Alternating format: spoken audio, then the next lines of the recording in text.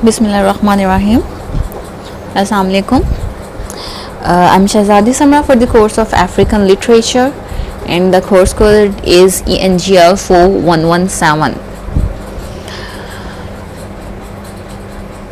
In this lecture, I'm going to talk about the vowel sign, because the line in the jewel, and we'll be discussing about like the remaining part of the critical analysis of the line and the jewel.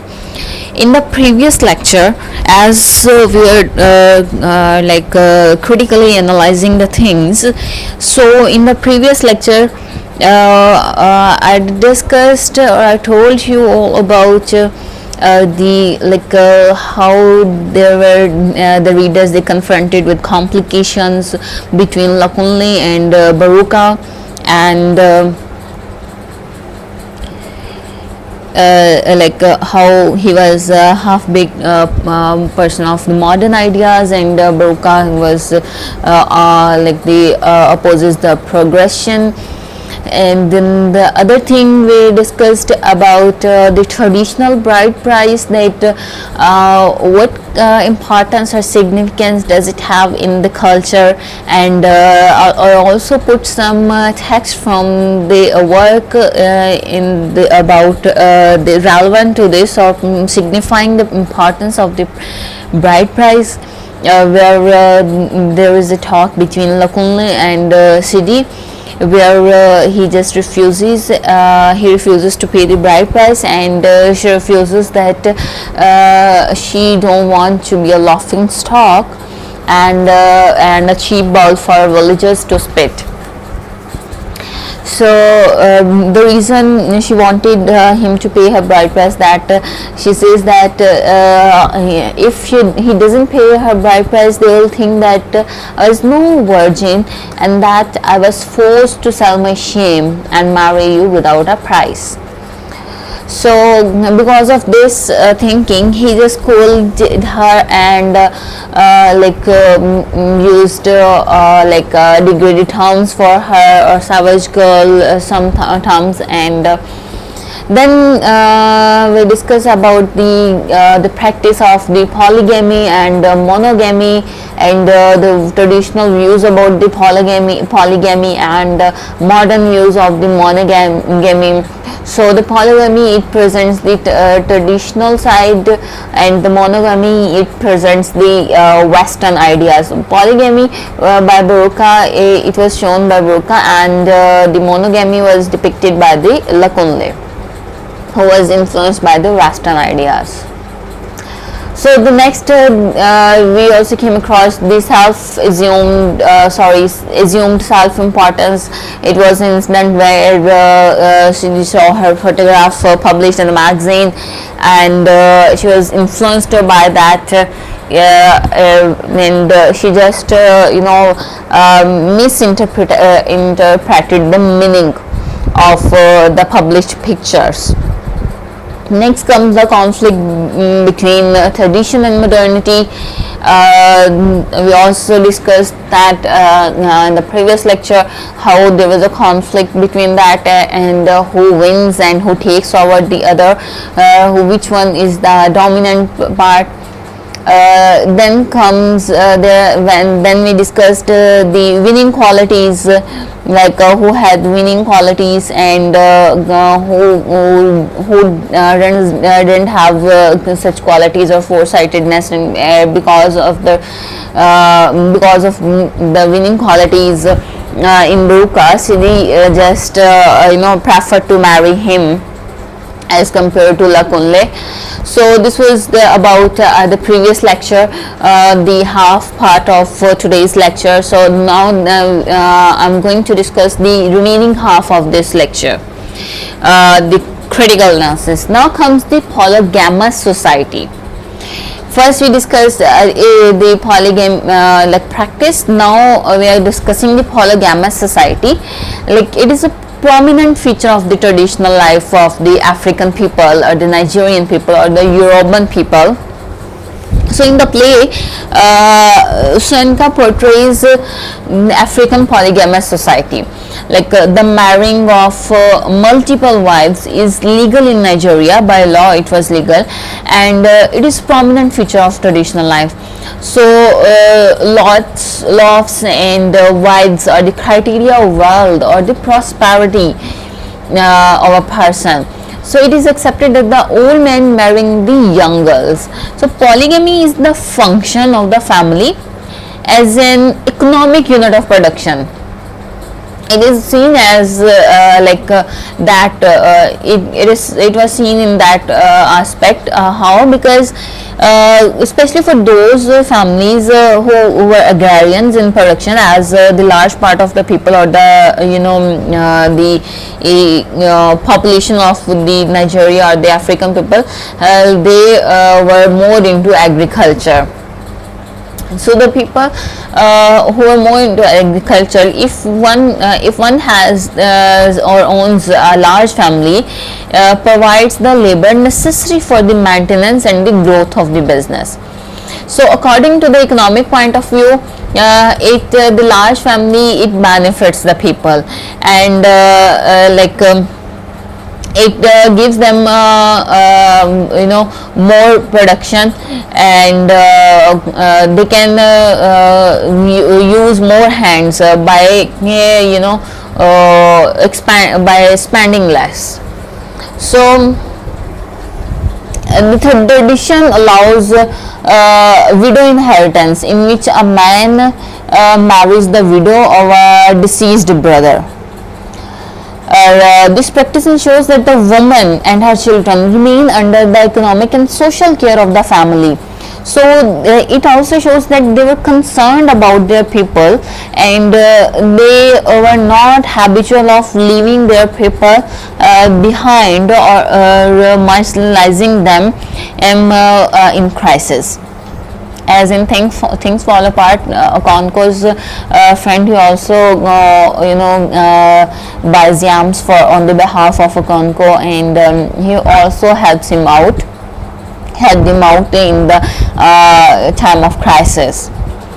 So sometimes as in this play, according to urban culture, sometimes the successor of the dead Bale, or the chief of the area, marries the last and favorite wife of the dead Bale, so as his first wife. So according to the custom, the first wife of the Bale becomes the senior and receives all honors in the family. According to the tradition, it was allowed that a village chief, he can have as many wives he wants, but he has to follow some condition. It wasn't like that he can marry anyone anyone whenever he wants without giving any regard. So there were some conditions to follow. If they allowed the polygamy, if their law allowed the polygamy, their law also put some conditions. If the person is following those conditions, if the first person is putting up with those conditions, then he is allowed to have polygamy. And the conditions were like treating all the women equally, distributing resources equally to all wives and children, avoid discrimination among wives and children. So Bokas, the village Bale, he had many wives, and his harem, it was full with many wives and almost more than 60 children. So the desire for more girls have not left him even at the age of 62. So the people in a Nigerian bedroom fought for it is they also Senka represented a farce about it, about the convention of the polygamy. So after seeing Siddhi's picture and knowing that he has become famous, and he has become he's the jewel of the village, he just made his decision that he should marry her in order to shine her jewelry. in order to shine his jewelry. Jewelry means wives. So he expresses his wish to Sadiku, his first wife, and asks her to woo the Siddhi. So it is custom of the village basically that the first wife has to persuade and makes the girls to marry her husband. And it is a part of her duty to ensure the happiness of her husband. So by this act, the society emphasizes that wives have to obey and do furnish all sorts of desires of their husbands. So it was deep rooted in the minds of the women of that society.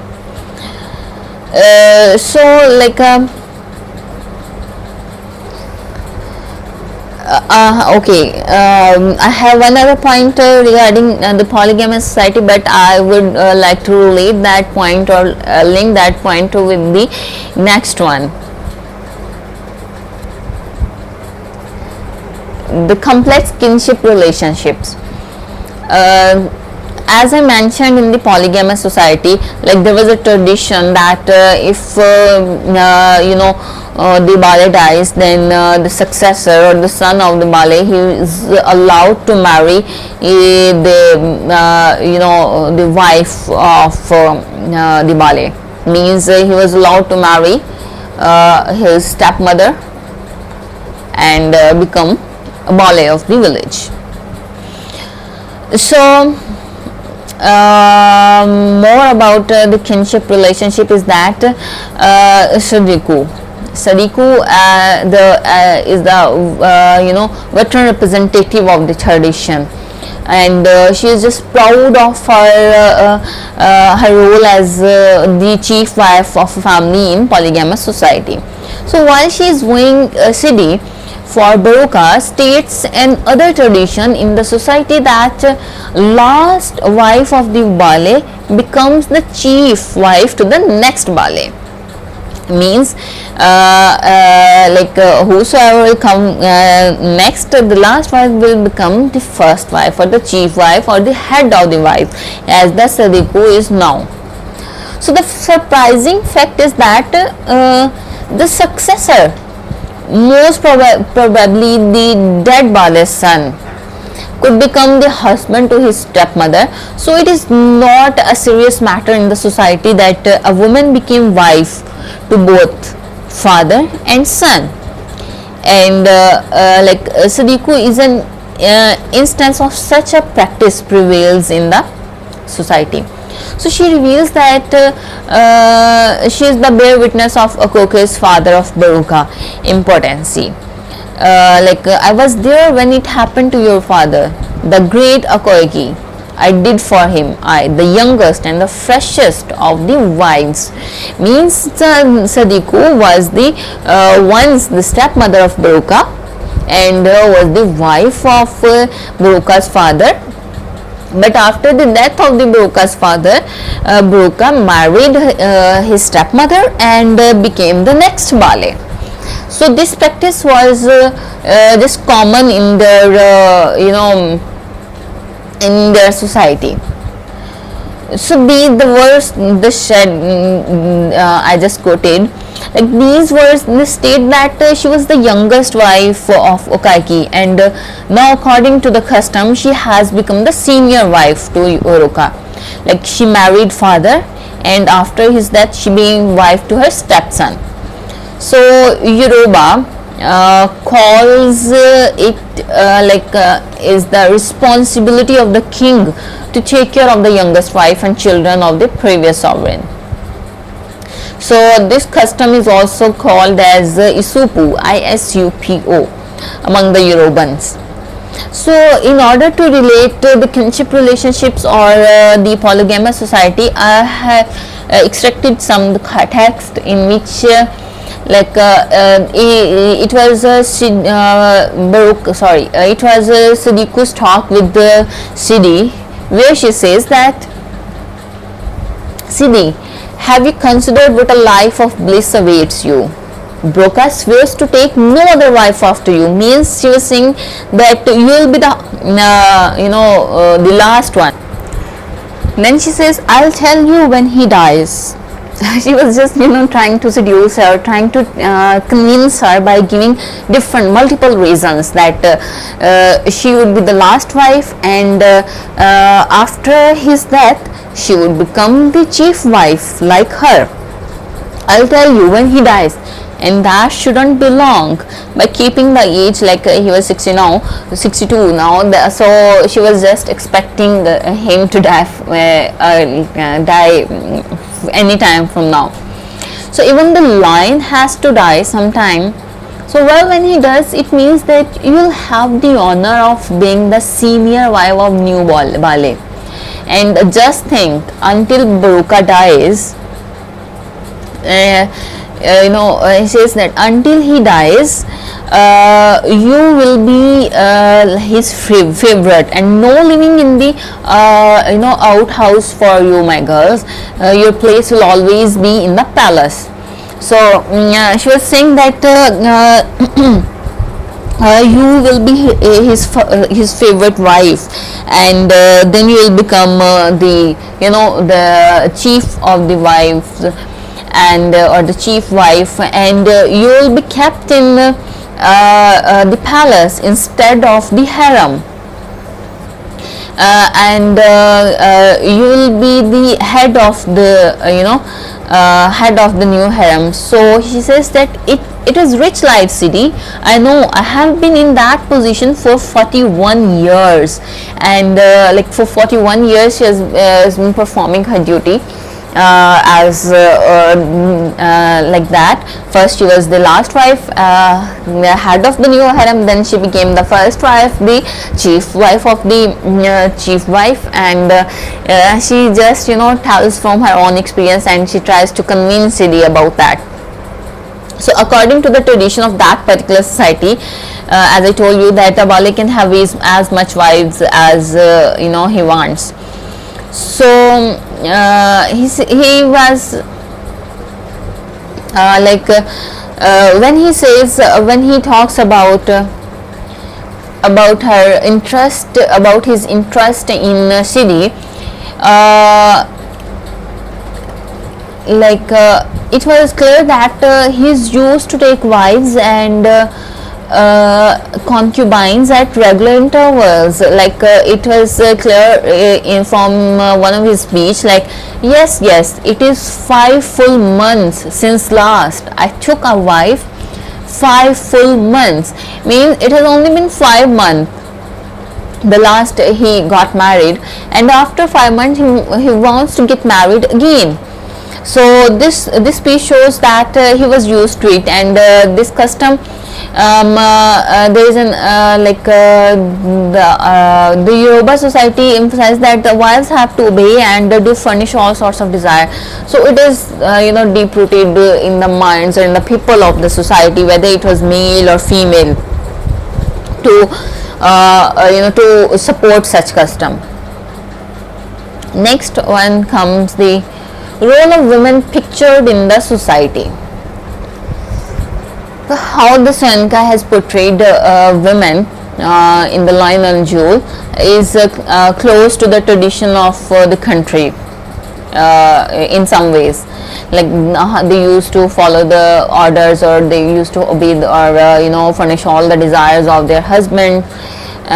So the society that is still far away from the modern industrialization, and women are engaged in traditional household activities. So in the words of Lakunle, Siddhi pounds the yam or bends all the day to plant the millet. I guess you got the meaning of this first the sentence, like pounds them, whether she sow the seeds in the soil, or she sow the seed in her own womb. So basically her duty is that to sow the seeds. So second one, to fetch and carry, to cook and scrub, to bring for children by the gross. So according to the Lukunle, like they are just the mere objects or robots, and their duties are defined or clearly defined, and they have to perform their duties in that regard no matter what. So the female characters like Sidi and Saduko are the representation of the doubly oppressed in the society, where female members are highly marginalized by the males. So they are the symbol of marginality, or marginalization, or the victims of the marginalization. They were not as such victims because they were not feeling pathetic. They were not considering their condition pathetic. So, but by the lens of the outsider, they were the victims. Particularly the Sidi, she never allows any rational idea into her mind, and which is advised by the Lakunle, like greatly supports and argues for her society and its traditions. Like she doesn't want to come out of her conventional ideologies, and she doesn't know that she's marginalizing herself for the ideologies of the society. Like she was just compromising everything for the ideologies. So in this regard, in this matter, Lakunle, you may say, he appears to be a hero, and how he appears to be the hero of the feminism. Although he is portrayed as a foolish teacher who quotes from memory without much knowledge of the actual facts, or he just quotes things as he thinks to be true according to his own opinion. So Sidi says that the villagers says, "You are man, I begin to understand." And because people thought of him as the mad person. Lakunle, he represents not Western culture, but only hollow Westernization, not real, but only the image. As I mentioned earlier, the half-baked modern man. So the play, this work, it establishes that Lakunle is a modern version of the Don Quixote book Nourished Shrimp. So a person like Lakunle lacks the ability of changing the society for the better. Although he wanted to bring a change, but he was unable to bring a change and he was also unable to defend his own self. So although he veers the change, his activity doesn't establish his ideas. He was just contradictory person in his own self. And Baruka, on the other hand, quite an important or the impressive character in many ways. Sorry, I forgot to forward the slide. So the Baruka as the antithesis of the Lakunle, very impressive in many ways. So his conduct towards Sidi and Sadiku and Elatu and the other woman bears a resemblance to that of the Akonko attitude that was depicted by the Chino Achebe in Things Fall Apart. So the age over custom hardly get affected, as people like Broca or Akonko, they enjoy the privileges and power with zest, with care and caution. So the Baruka, he successfully utilizes the ideology of modernism, or you may say, although he utilizes, he also manipulates the ideology of modernism and tradition for his own personal gains.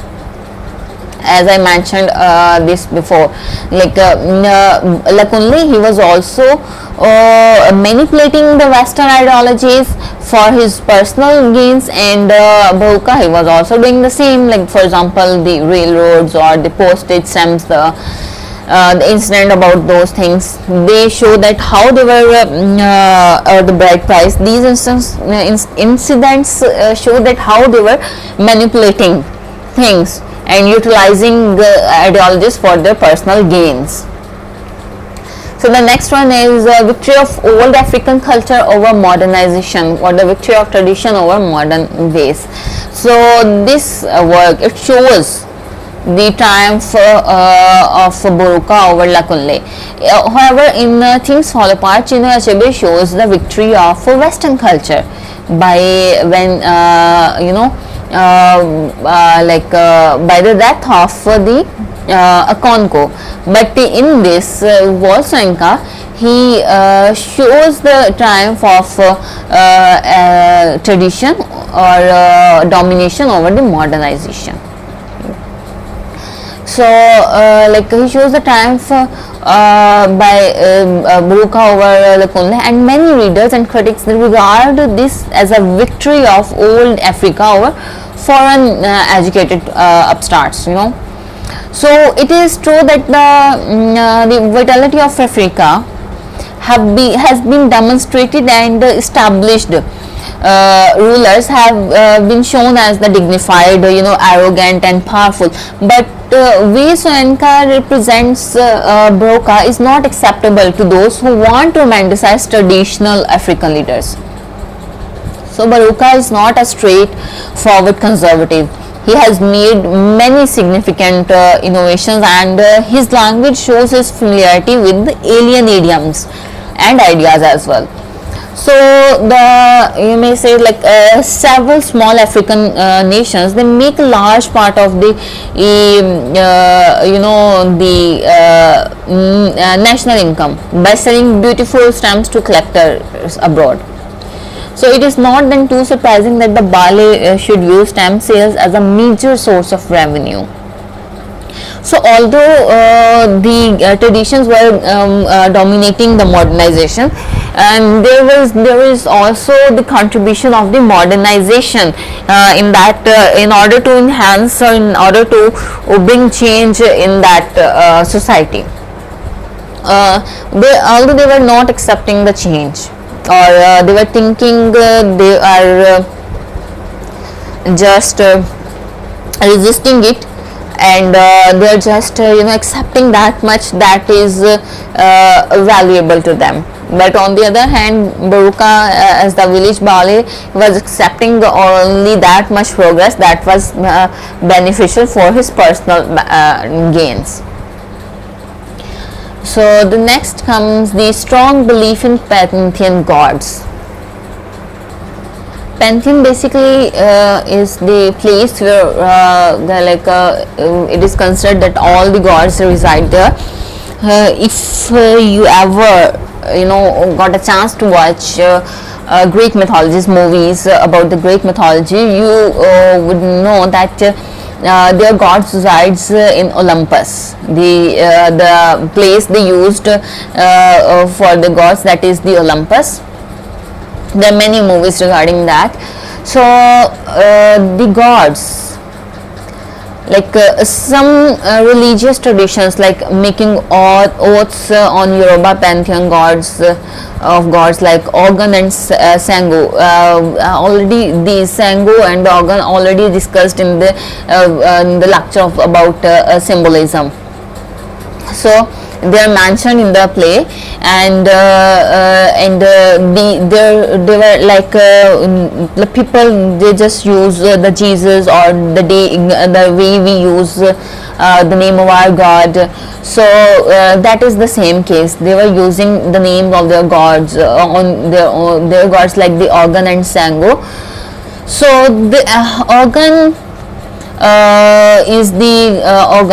is the god of oaths and justice. So in the Yoruba, the courts, people swear to tell the truth by kissing a machete, sacred to Ogun. So the Yoruba, they consider Ogun fearsome and terrible in his revenge, and they believe that if one breaks a pact made in his name, swift retribution will follow. Means if a person you can here see that he can point out the notion of sticking to the promises. Like if a person who may sticking to the oaths or staying true to their oaths. Today is in this era, oaths doesn't mean anything. So if they think that they had fear of gods, like the god of Organ, now who was the god of oaths and justice, and they thought if someone just step back from the pact or breaks any pact, he will be punished by the god. So in the play, a girl swears by the god Organ to confirm the news of Siddhi's published photograph in Western magazine. Says that, Siddhi, is that the truth? Swear. She asked him to swear. Ask Organ to strike you dead. Girl, Organ strike me dead if I lie. Means she says that you swear.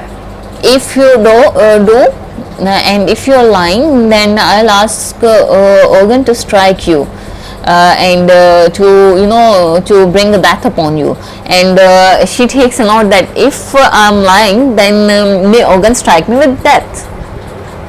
So in other situation, when Siddhi, she tries to convince Siddhi for the marriage proposal from Broca. Siddhi's ex led her to pray to the god Sango and to restore her sanity. May Sango restore your wits, for most surely some angry god has taken possession of you. So the Sango is the god of thunder basically and the lightning, and his anger is abrupt and dreadful. So he strikes his enemies down with the lightning, and the people of the village, they believe that only Sango can relieve the people who behave abnormal or become possessed by any angry god or evil spirit. So when Siddhi asks Siddhi to marry Broca, she says that, I guess you are possessed by any angry or evil spirit or angry god, or something have taken possession, and I pray to Sango to restore your wits. So it was humoric, comic. When in the symbolism, the lecture of the symbolism, I mentioned about the other incidents as well, where they use the reference of the Sango god. So moving on to the next one is that the Soinkas Broca and Lakunle. Broca and Lakunle, the major characters, or the characters, those were depicting everything, like everything about the play. So these two men, they complement one another, and his argument in the play worked out through the juxtaposition of them, the Soinka's argument. So Broca is presented in a much more favorite light than Lakunle, but Soinka is dealing in relatively rather than in absolute terms. So he just takes his reader in the grey area, and he forces readers to look closely and distinguish different shades of grey. So he doesn't allow the reader to sit back and separate the black from the white at a quick glance. So you may say that the play is not in favor of reckless progress and false imitation of so-called Western practices. You may have heard the term mimicry, which means imitation. So Lakunle although was imitating, but he was not quite there. So this shows this shows that they were in the favor of progress, they were not in the favor of progress or false imitation or the mimicry, and simultaneously they were not in the favor of not even changing or accepting change. So they were halfway somewhere in the middle.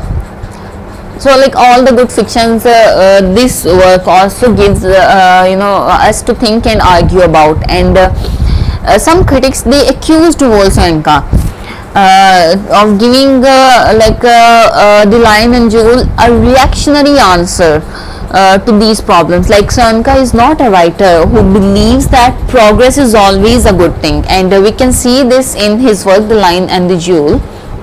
So as a small, he shares Broca's view through that modern roads are murderous. So on the other hand, like Broca, he has stated his belief that that the old must flow into the new.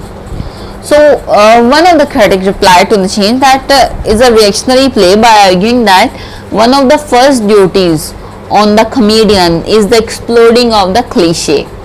And in other words, it had become a mechanical thing, a cliche, to say that the new must be preferable to the old. And Volsenka had simply refused to reproduce that cliche. Cliche means the things that continue on falling. We just keep on falling the thing. So he says that Soyinka, he for example, there is a line of all the people, and Soyinka just stepped out of that line and that tree, and he just refused to follow the same path. He just tried to make his own path in The Lion and Jewel, and that path was shown in The Lion and Jewel. He was not, you may say, he was being neutral about both, about the Africans and about the Westerns as well. So to conclude, we can say that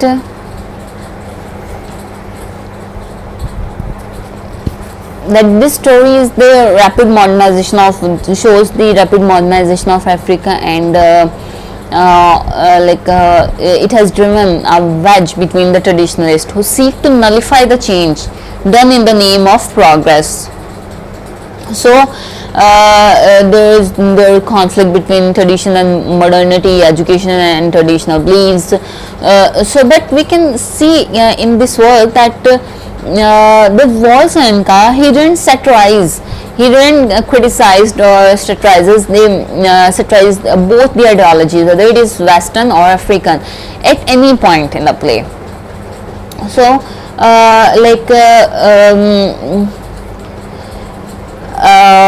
like the portrayal, he was just with all the description of the traditions and hindrances to the modernism, and the portrayal of Lacanle as a hollow modernist. He just leads the reader to the assumption that he doesn't support the tradition of modernity. Instead, he merely records and pictures the tradition and people's life in the African society. So from reading or from focusing on the play, we can say that he has the deep connection with the traditions, and his connection is clear. It was clearly visible in the this play.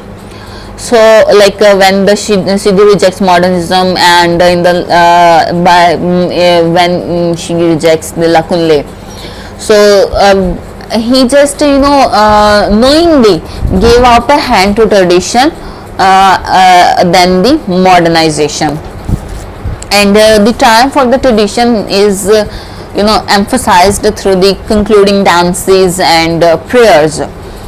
So we can say that for Soyinka, he was on the neutral. He was being neutral, and he was not. He was neither supporting both ideologies nor against both ideologies. So he was just depicting what was happening, and how people were exactly behaving in that era. So that is all for now, and I hope you understood it well. I have put references, and the references of this lecture and the previous lecture, the other part of this lecture, are the same. You can visit these references to collect more data on your own. it is all for now. If you have any question, you can post in the Google search, and you can ask anything about that. So thank you for your patience, and stay blessed.